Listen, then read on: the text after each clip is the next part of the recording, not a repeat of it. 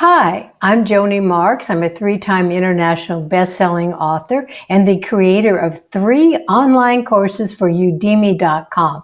And thank you for joining me for this video, which is a companion to my new article for 60andMe, which is entitled, Is Money and Happiness Really Scarce? And this video is the 3rd of the 4-part series. And what we're going to focus on is the concept of money and scarcity and how that concept and those limiting beliefs affect you, especially now that we're over 60. Did you know that one of the most generalized limiting beliefs commonly held by many of our generation masquerades as a positive belief? It is the belief that tells us money and happiness are scarce. According to this belief, the only way to access money and happiness is through hard work, sacrificing fun, and staying on the same path until you get what you want. This limiting belief is rooted in the myth of scarcity, which says there is not enough money or what you desire to go around. When combined, they create a survival mindset, which affects your overall well-being at any age, especially after 60. In our younger days, this survival mindset may have produced some astonishing results. But what about now? So now let's look at how it works. The idea that money and happiness is scarce and how that affects our life after 60. Imagine a specific desire that has been calling you to take inspired action on it, such as secure a full or part-time job, turn a hobby into a side business, write a book, or make an investment in the financial market.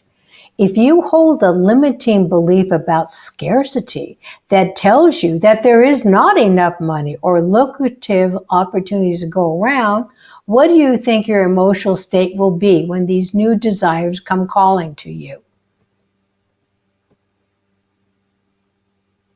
You may believe you don't have enough money or education to be, do, or have what you desire after 60. This creates anxiety, stress, and adds to low self-esteem. You may believe someone younger or with more experience will get what you want before you do. This adds to your anxiety and stress, not to mention overwhelm and physical exhaustion, trying to get what you desire before someone else beats you to it. Now, let's look at the other side, which is, what if you take no action at all? You just don't hear that knocking of opportunity on your door. Let's look at what effect that really has on your life. Not taking action on your desires could be the result of a limiting belief stemming from an earlier set of experiences in life. For example, perhaps you failed to achieve a desired outcome with past efforts and believe you would fail again, leading you to believe, why even bother now? Another factor is the imposter syndrome.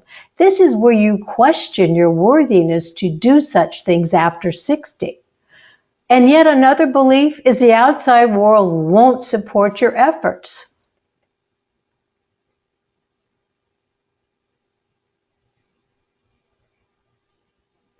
In these instances, a person cannot see past their limiting beliefs, will sabotage their efforts before any momentum can be generated.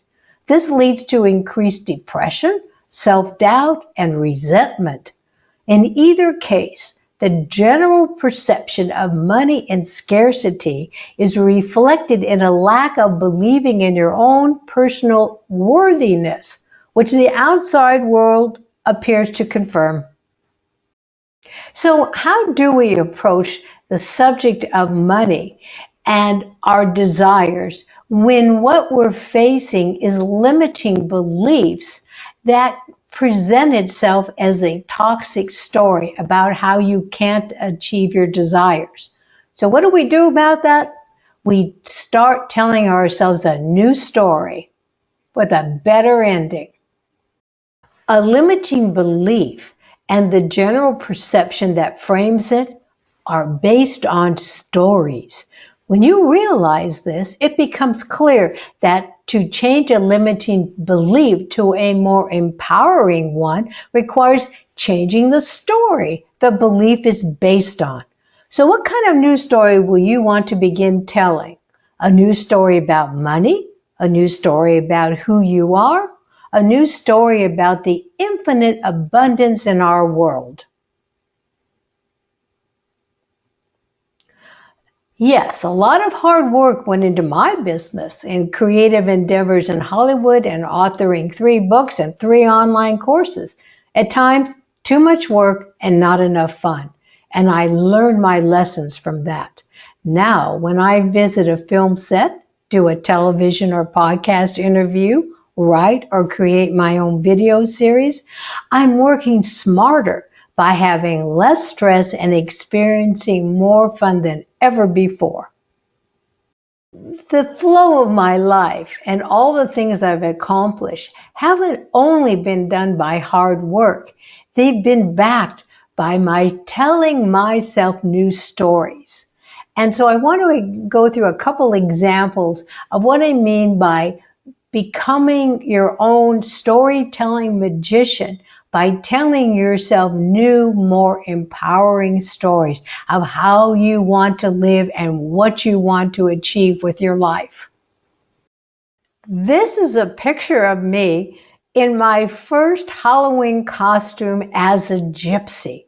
And I always loved telling stories, and as you can see, I was elated to be this gypsy, which I believed provided me with magical powers.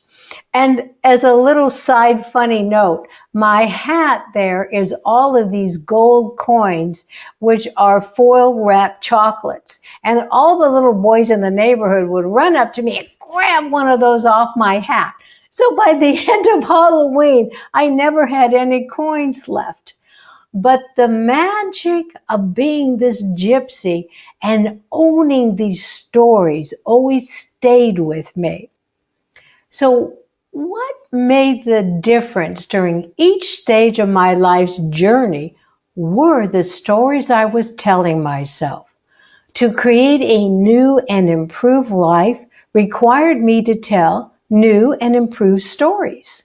These stories were told to others who in turn became inspired to support my efforts. That is why I have come to be known as the storytelling magician. And as you see, it all began when I was 4 years old. We've covered some really big topics today: money and happiness, and how limiting beliefs get in the way. So I would like now to finish up with 3 journal prompts and 10 inspiring affirmations to help integrate what we've talked about. Please create some time after this video to journal your responses to the following. Identify areas of your life where stories about scarcity negatively influence your emotional well-being. In what areas can you rewrite a new story about money and immediately improve the quality of your life? What new experience would you explore if you gave yourself the encouragement and permission to view the world as infinitely abundant?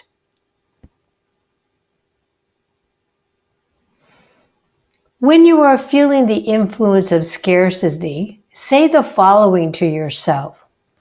I am abundant. I am prosperous. I am safe.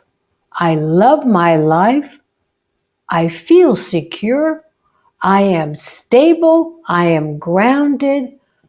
I have all that I need. I am always connected to true love. Everything always works out for me. Thank you so very much for watching this video, and I encourage you to read the accompanying article for 60ME readers. And for more information on my online courses, and especially my brand new one, Drive Through, Make It Your Own, please visit udemy.com and type my name, Joanie Marx, in the search box. And until we meet again for the next video, every morning, look into your mirror and smile at yourself and say, I am my own best friend, for I came into this world to be myself. For that I came. Thank you and all my best.